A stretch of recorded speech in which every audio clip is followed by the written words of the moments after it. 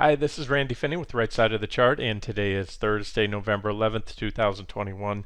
It is about, well, it is exactly 2:24 Eastern Time as I'm starting the video, and this is part two today. I did a video earlier today on the broad markets, major stock indexes. I'm not going to go into any detail there. We're going to cover some trade ideas. Kind of just a random collection. Some are news, some are updates. I'm going to talk on Disney, Bitcoin, Ethereum, Treasury bonds, natural gas, a little kind of low volume stock out there. Call it a gunslinger trade. Take a look at that. That's AKU. Quick update on the QUBT trade thrown out yesterday, and that's it. Oh, time permitting, we'll hit up. Do a quick update on natural gas. I'm sorry, I already said natural gas. I'm looking at my list here. I had it twice. Gold, silver, and the euro. All right, so not much more to add to the equity indexes. This is where we were this morning when I did the update, and I said, I favored to add back or initiate any short exposure there, even though we were still a little shy of the first obvious resistance level. So far that capped it, but again, nothing big. We're down. I think we dropped about 0.5% from there. This is that same 60-minute chart I showed you this morning, but that's still what I favor. And if that doesn't happen, a reversal off this level, gave you a kind of a short scale-in zone from here up to that 16,290, not far above it, and still think we'll head on down here eventually, come and touch this longer-term trend line down here in that 15,536 level there. All right, let's move on, and we'll start in the order I told you in case you wanted to skip ahead in the video. First one's Disney. Yeah, I noticed this one last night. They reported, and it had been on my radar. Now, I didn't throw it out as a trade idea because I typically will throw out trade ideas or at least count them in the regular session. I know everyone doesn't trade after hours. On top of that, when you have an earnings release, sometimes the initial reaction is not the lasting reaction. But it was pretty bad news. Disney Plus subscriber growth is not what they thought it would be. I'm going to turn on the after hours trades and show you. You can see that was it. So we closed up there right here and went down, and we had a breakdown last night, and it followed through today so far. So let me turn that back off and take a look at this. So the reason I'm highlighting it is just in case we get a bounce back to the I have that key support around 168.65, give or take. And again, you can see it's like so many of these large cap stocks have become very toppy over the last year. Now some have broken out, like some of the FANGs, like Netflix and bigger components of the QQQ. Although time will tell if those breakouts stick. But they had similar multi-month, almost over a year-long consolidation where they moved sideways. And here's one that broke down. And so that's it. We'll say any kickback to that level should provide an objective short entry. Max stop I would have up here on a backfill of the gap. And there's a big old fat gap here to be backfilled right there. And technically the gap is down here because that's where you closed and then gapped up. But you do have a reaction high right there, and we have yet to hit that. So the bottom line is, I think whether we bounce back or not, I think there's about another at least 5% downside in Disney, and quite possibly more, because again, remember, when you have multi-month and even multi-year basing patterns, quite often the direction that you break is the next trend you're going to have there. This has just been sideways motion. So all right, that's Disney. Again, not actionable at this point in time because we're in what I call no man's land, smack between support and resistance. So just one to watch. Now, Bitcoin and Ethereum, they're looking interesting, I think. GBTC is Bitcoin Trust. I don't think you could have called this stock better. I put a sell signal on it back here, laid out 3 targets, 1, 2, 3, hit that short target. Also mentioned covering it at the point in time, going long off that level. We had a second opportunity there and gave you long targets, which were hit. And then shorted it again up here, 1, 2, 3 on the way down. And so, it's these, not everything it has to do with divergences, but as you guys know, it's a big part of my trading. You look for these divergences, and that's why I'm doing the update. We finally, for the first time in a while, since that last third target was hit right there, that was the final target on the short trade, it was hit. And we rallied from there, so you were able to exit once again positions And look where we came to. So again, it's not just the fact that we have negative divergence, not just the fact that we're coming off overbought readings. That's what you want to see as well. I like it best when you have negative divergence when you're overbought. And the way it works is the first overbought readings higher. That's what gives you divergence. You have to make lower lows in the indicator with higher highs in price. Just like on positive or bullish divergence, the first tag is the oversold reading, and then either it's a deep oversold and you hit the 30 level again, or you come a little bit above it. That's positive or bullish divergence, and that's what we had right here. Once it took off and was really the catalyst for this run up. So again, just a excellent trading vehicle. Doesn't guarantee that I'll be right again on it, but I think it's an objective short entry here. You have nice resistance. That's actually its major highs back here, and now we have effectively a triple top if we fail to break that level. And if we pop it again, you have to give Bitcoin room. It's so volatile in price. Give it a little bit of room. Targets, I really haven't laid them out. I just wanted to get the setup out to you guys. But these are old levels that were targets way back here and on the way up. But I would say they still work. I haven't touched this line. Let's see, that line was created back on June. And you can see here, it's still acting as resistance, even though that line was created all back here. You can see, I'm sorry, support, but it's not a hard level. I'm going to have to sharpen my pencil. Let me give you a line right now, and I'm going to color it up yellow so I don't forget. And then let's just say right now, minimum swing target and the sole swing target, I'll color it yellow, is 41.53, cover a little bit above that, because I do see that was those major reaction highs there when we shorted it, and then we broke out above it there and started to run. And so that would be a drop of, if that's hit, 20%. So if it starts to pan out, I'll do updates. If it breaks out, as long as it's a marginal new high and we still have divergences, I'll continue to update that one. And of course, Bitcoin futures, or BRR, that's just one vehicle. There's all kinds of ways, as I'm sure you know, if you trade crypto, you can open Coinbase accounts, and some other brokerages have means to trade crypto directly, but you can also trade Bitcoin futures through your broker if you don't have a crypto account or your broker doesn't offer raw crypto. There's the trend line, uptrend line. I'm not crazy about it because I only have 1, 2, 3 tags. This is a cluster, but I'm going to call that the primary uptrend line right now. But what I do have, again, watch, rinse, repeat stuff. I had a big negative divergence right there, divergent high, and it led to this correction. That correction ended with a divergent low, and that was a catalyst for this rally. That ended with a divergent high right there. These are your divergence lines. I actually should have had it drawn out to that point. I just had to replicate this chart. These futures roll, and you got to updo the chart from time to time. So that was a divergent high, and that led to a nice tradable correction. And then what happened is the divergences started at this point. We had a correction right there, but the divergences continue to build. So from that same point, these indicators keep making lower lows, and now it's starting to steepen here. The slope of the divergence line, you remember we had divergence right here, and now it's really starting to pick up or drop, these indicators are. And so here's your levels, guys. Magic number, if you want to wait, and there's nothing wrong with that, you can either short resistance or short a break of support. 64, rough number, because it's a $64,000 dollar point security. 64,379 is where I have that line, and it does come in with that uptrend line, which is valid. We have at least 3 distinct reactions, as I said, and even we hit it the other day and we're there again. So I think a break of that's going to take you down here, and I can give you some pretty clean targets on Bitcoin futures. That I have marked.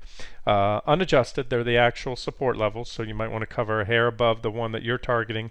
We'll call that 60,800 because that's 60799, so we'll say 6,800, 58,315, and then max target at this point in time, 54,745. What would that mean if that one's hit? About a 16% drop in Bitcoin futures. The other cryptos are, well, there's a lot out there, I should say, but the big ones, Ethereum, and you have two.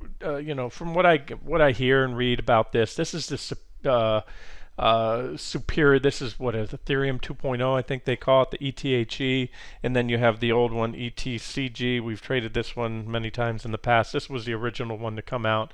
So there's ETCG, and you can see ETCG has been lagging because, again, from what I hear, that Ethereum 2.0 is a superior blockchain technology. And either way, this one, you broke the trend line. That's the primary trend line there. And we're back testing, not all the way, but close to. There's resistance. And then, so ETHE, I think, would actually, it looks better to me. This would be my preference if you want to short Ethereum. You have, well, you can see it here. You had a divergent high. Then you had a correction. You had a trend line break right here. You actually had divergence as well. It's not all drawn out because I wasn't charting this one back then. But you had pretty much equal, almost equal highs on the RSI, lower highs on the PPO there, and you put in that divergent high. And so what you did, you had a clean primary uptrend line there. It broke. And then sometimes you backtest at high levels. That's the thing about shorting backtests. Sometimes you have one backtest and then you do it again. Either way, it set up a parallel, almost a parallel, but a minor trend line broke down. And so these are the salient levels right now in this chart. This trend line, this minor trend line, and this is our divergence line. So that divergence in the uptrend line forms a bearish rising wedge pattern. So that's confirming that. It's a marginal new high, effectively really pretty much at that previous high right there. So same story as Bitcoin. We're almost at resistance. We broke above it, but not a convincing or an impulsive breakout. So this one, let's play it safe. We'll say that's a setup. It's not actionable because we're above resistance. But what I like about it is you have dual support levels, a clean uptrend line below, as well as that previous major reaction high right here. That was the all-time high up until this point right here, and then it broke above it. So if it falls back down, that means two things. You broke trendline support, and the breakout to new all-time highs has failed, and that's bearish. And where is it going? Well, I think it'll come down to this trend line right here. That would be a drop of, depending on when it's hit, about 58%. However, certainly a stop right there along the way first right here. And here, I'll give you some other levels. Some people don't like to shoot for 60% drops, but that's par for the course in these cryptos here. One more. I'm going to give you all the micro levels where I think bounces or reactions are going to be likely, and that's 35, 36, 3150, and then 2660, we'll call it, and then the trend line, if depending on how things look if and when we get there. And Treasury bonds. Yeah, there's a lot of different maturities on Treasury bonds. You have futures, ETFs. So I'm going to just keep it simple and share one idea.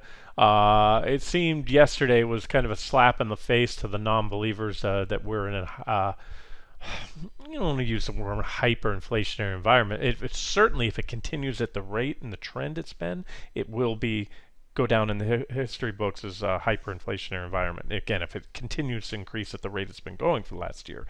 As of now, it's certainly a surge in inflation.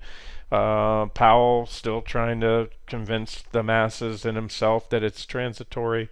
Others, like myself, believe it's here to stay.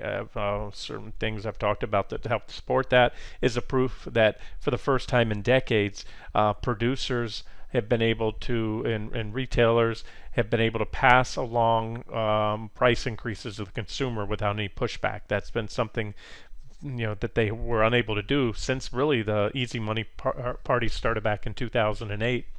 And so hence we never really got inflation, but now consumers are swallowing these price increases. And that's because, one of the reasons, federal government's flooded the economy full of free cash. Everyone's got free money. Anywho, all right, and easy money too, not just the free government handouts, but also the, obviously, the near zero interest rates. So that's what's going on. And okay, so where am I going with that? All right, I've talked about the long-term cyclical trend. I'm going to just revisit this, not do a whole deep dive into bonds. But this is the going back to the 70s right here. That's when our hyperinflation, we had not unprecedented, but extremely high inflation back in the 70s, peaked out in the early 80s, about 1981. Carter leaving office, Reagan coming in around that time, and we embarked on a new secular bear market. That's the primary larger bear market in interest rates. Remember, this is bull market in bond prices, bear market in the interest rates because they move inversely. And we had a clean, well-defined price channel. I've talked about this for many, many years. And then all of a sudden we started seeing unnatural market forces. It was, let's just call it, for lack of a better word, natural market forces that led to this secular bear market in rates. Yeah, the Fed's always in there doing things, but this is when they started pulling out nuclear options in the 2008 financial crisis. These are the rounds of quantitative easing and the shenanigans they've done to manipulate the bond market and interest rates. And that's why you dropped out of the channel each time and then snap back into it. So where we're at is we're going to head up eventually, I believe. Now it's a matter of, do we stay at a low rate environment for years, because that's what the talk is now, maybe stagflation, which means you have inflation but stagnant growth in the economy.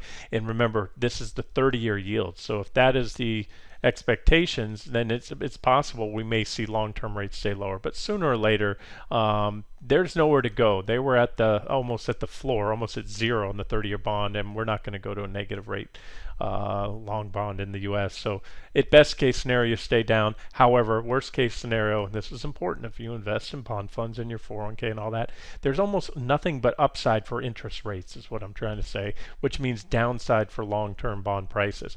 And the history shows us, even during all this heavy-handed Fed intervention in the market, when they backed off the pedal a little bit, backed off the gas, we usually popped up into and hit the top of the channel again. So that's something to think about there.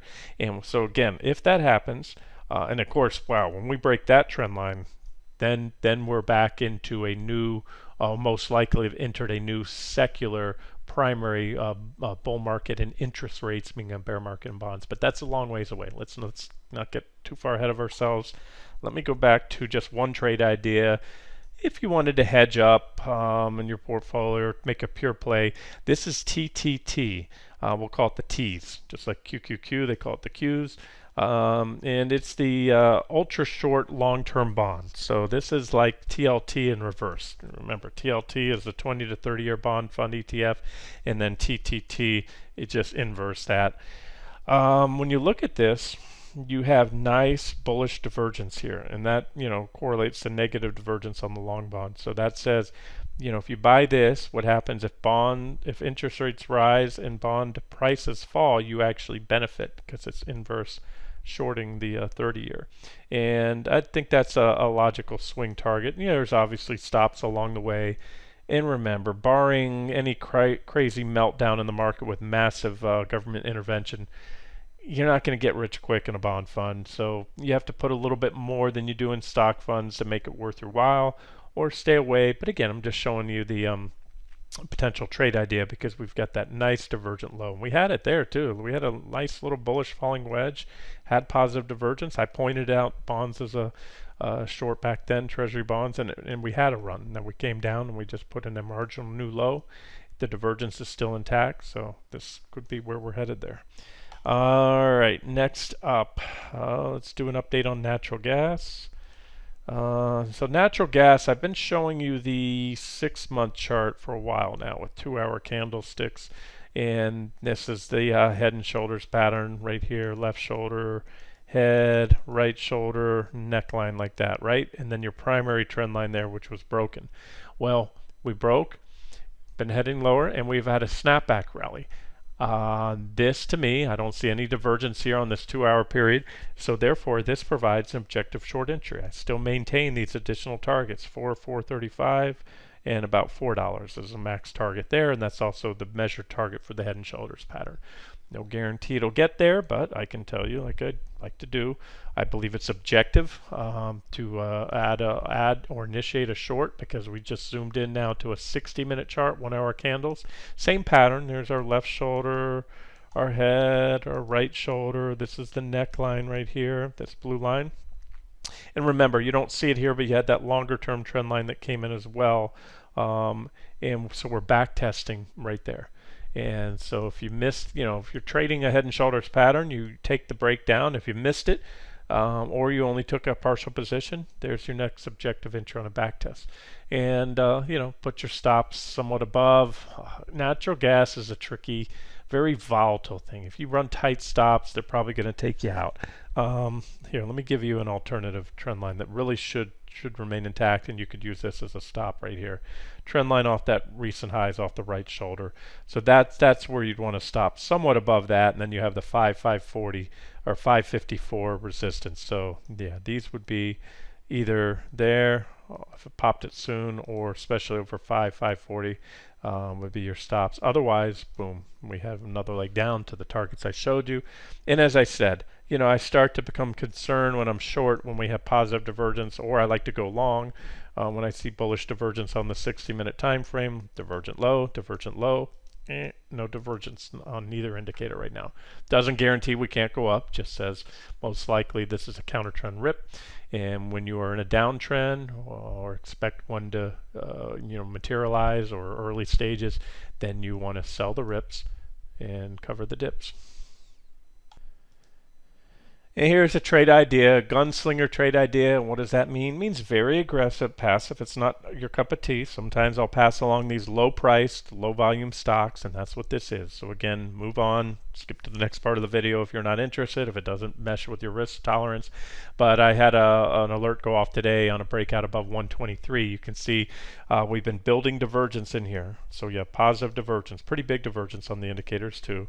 And then as of lately, this thing has been compressing, consolidating, or basing. That's a basing pattern below 183, and it took it out today. Volume's okay, but not great. Obviously, I'd like to see some more volume, and I'd like to see a solid close above that 183 level today. So as of now, it's above there. You can take it and keep a stop below. Remember, you always have a risk of a gap when you're trading stocks. That's one reason I like futures. You can, especially index futures, trading around the clock. You can, go to bed and have a stop wherever you want it, and know that if your index futures exceed that or hit it, you'll be taken out. On a stock like this, it's gonna tomorrow. There's a good chance it'll gap up or down because it is broken out. So either this breakout sticks, it's bullish. Here's my targets: 210, 230, and potentially 257.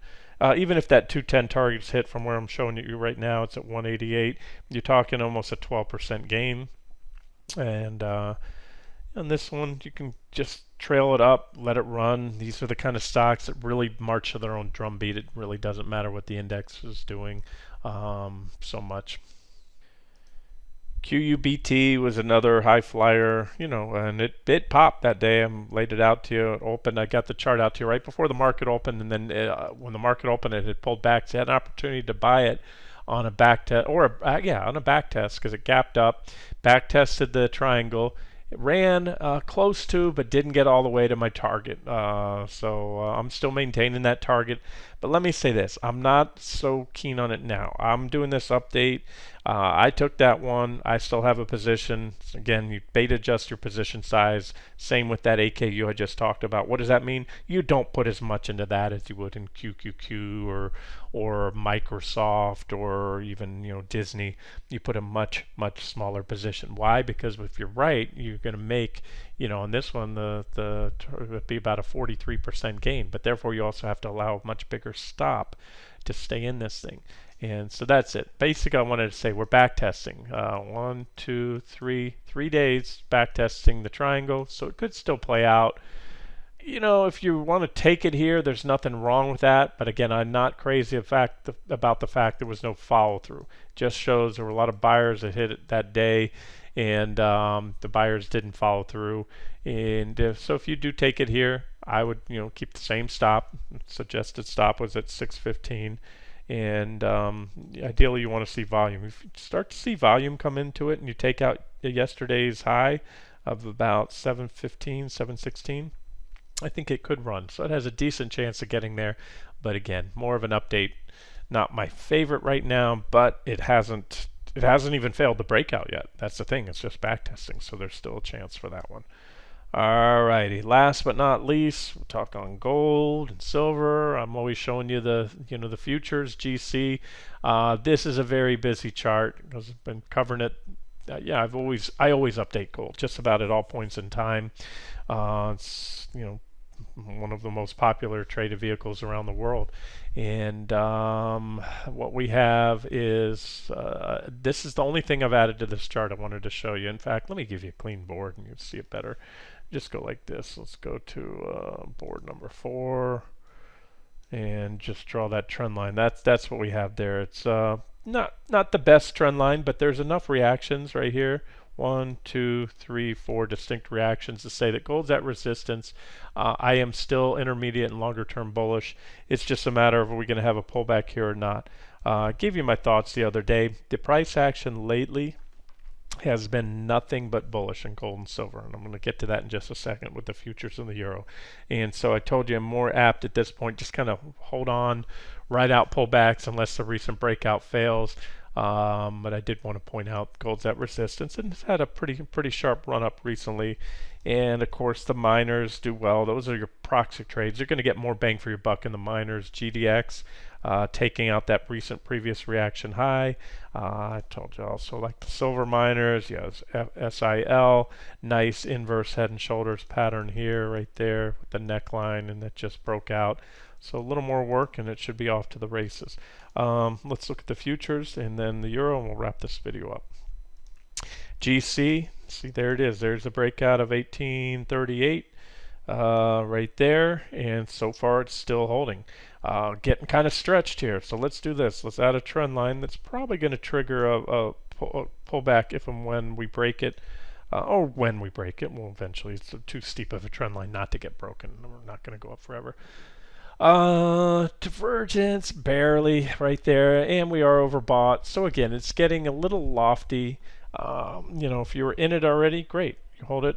But there's still a chance we can pull back, and it wouldn't surprise me. And if we come to back test 1838, just the way that it works nowadays, you almost have to count on breakouts failing for them to the algos. There's so much money in the market right now, especially in computerized trading. And they might break that level to shake out some weak-handed longs or those that took the breakout too late. That may or may not happen. Look, let's just talk right now what has happened, and that's it. We broke out. We had that breakdown. It's been nothing but impulsive buying here. Gold, the breakout's still intact right now. So that's it. And if it fails, I'll talk on it. I'll do an update and give you my thoughts. Silver also breaking out now. I mean, the big breakout came. We had the divergent low, then the breakout here. It's been, again, nothing but bullish price action. Nothing goes up forever. We hit my 24,867 target. We had negative divergence. And as is often the case, you're going to have a correction. We had a pullback, but the buyer stepped in. 23, that was pointed out as an objective place to go long or add back long exposure, and it's been nothing but buying since. And we just took out the recent high right there of 24. Again, that was at 24,867 target. It's been there a while, and we're above it now. So nothing but bullish price action. No divergence on the PPO right now in silver. And finally, what I wanted to mention, what makes it all the more bullish. And again, I don't want to read too much into a few days because like I say, one day or a few days doesn't make a trend. But look what's happened here. The euro, which moves inversely to the dollar. This is almost like looking at the dollar chart upside down. I just like to use the euro because it's easier to explain that this usually goes in sync with gold. The euro plummeted. And why did that happen? Well, that was our hot inflation numbers. The CPI came out, remember, yesterday, and 30-year hottest inflation numbers in 30 years. And so what that means is Powell is eating a lot of crow, and whether he continues to try to convince the street that he believes inflation's transitory, it's here to stay. And in fact, he's violating. Fed only has one of their primary directives is price stability. And he's doing a pretty lousy job at price stability because prices across the board are going up. It's broad-based inflation. That's been talked about everywhere. It's not just oil running up, skewing the consumer price index, or lumber, or any one thing. It's everything. So broad-based inflation is here to stay, and so what that translates into is the street betting he's going to have to raise rate the Fed, and they've already been backpedaling. The dot plot has been changing as these numbers come in, meaning short-term rates are going to go up, and therefore that was bullish for the dollar when those hot numbers came in, because it almost guarantees the Fed will be increasing rates probably sooner than and or more aggressively than previously anticipated, and hence that surge in the dollar and the drop in the euro. Okay, now where am I going? I know I'm talking fast, throwing a lot out to you.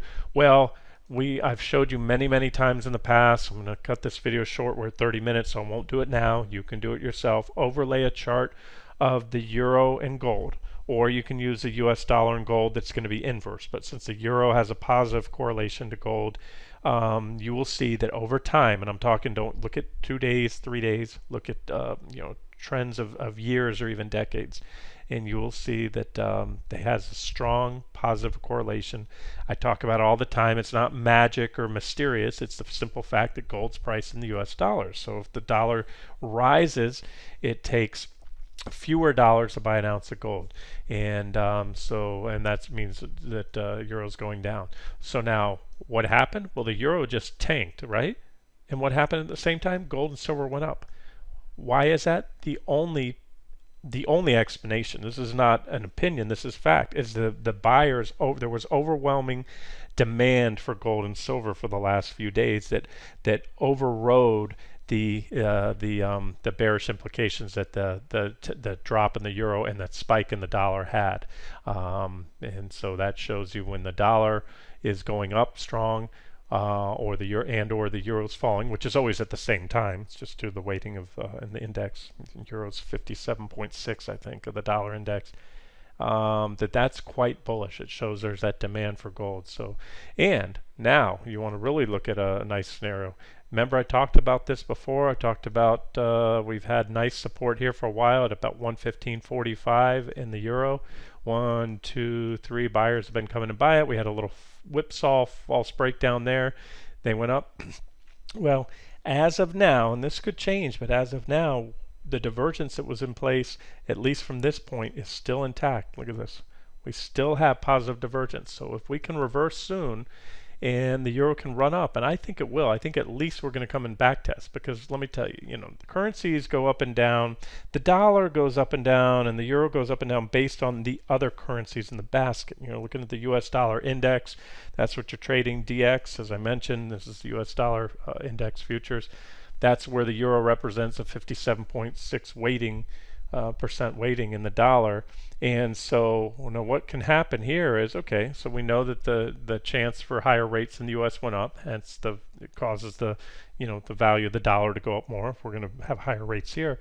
But we're not the only central bank in town. So what you'll probably see, my guess, is some comments come out of the ECB soon, or not. Maybe the market will just anticipate it, and that could be the catalyst for a rally in the euro. And so now, if you couple bullish price action in gold and silver with bullish price action in the euro, that's a double whammy. It gives a tailwind. This normally should have been a headwind to gold and silver, and it wasn't. So anyways, that's something to look for. And look, these divergences get burned through and the dollar keeps going, and the euro fails the back test. I'm showing you 60-minute charts right now, short-term stuff, but I look at this stuff all day long. And we've got the weekly chart. I've shared this many times in the past. Here's a primary downtrend line going back for decades actually in the euro, and the euro broke out of that, the euro US dollar, and it's simply a back test now. And so we're back testing right there, and there's some pretty good support here. So that's why I do think that the euro will probably rally from this point. Means euro up, dollar down, and if so, this should be nothing but bullish for gold and silver. Alrighty, let's wrap it up there. This has been Randy Finney with Right Side of the Chart. Have a great day.